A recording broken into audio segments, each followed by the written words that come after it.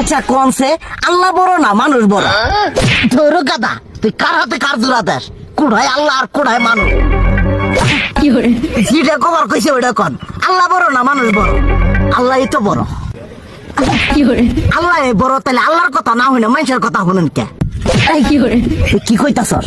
কি আর আল্লাহর কথা মানে না মানুষের কথা মানে? হ্যাঁ, কি আর মানুষের কথা শুনেন তাই না? আমনে যে ওই দিনকে ডায়াবেটিসের রোগ নিয়ে যে হাসপাতালে গেলেন, ডাক্তার আপনার কত কিছু খাবার না করলো, সব কিছু না খাই এখন চলতেছেন।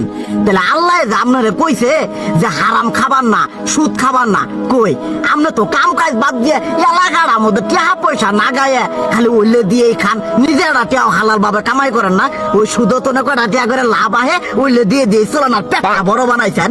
শুনেন একটা কথা কই, হারামের কোনোদিন আরাম নাই। হালাল পথে রুজি রোজগার করেন, প্রয়োজনে এড়া বেলা কম খায়েন, তাও শরীর পিণ্ডও ভালো থাকবো, কোনো রোগ বেদও হবো না, আরামও পাবেন, আল্লাহও খুশি থাকবো। তুই আমার এইভাবে বুঝাবি আগে কইলি না কে?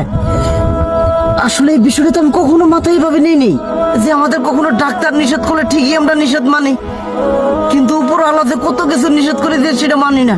আর এই যে হারাম পথে টিয়া পয়সা কামাই করতেছেন, শরীরের মধ্যে দুনিয়া রোগ বেত হয়েছে, দেখা যাইতেছে যা টিয়া হারাম পথে কামাই করতেছেন তার তো বেশি টিয়া মনে করেন জ্বলেই যাইতেছে গা বেশি।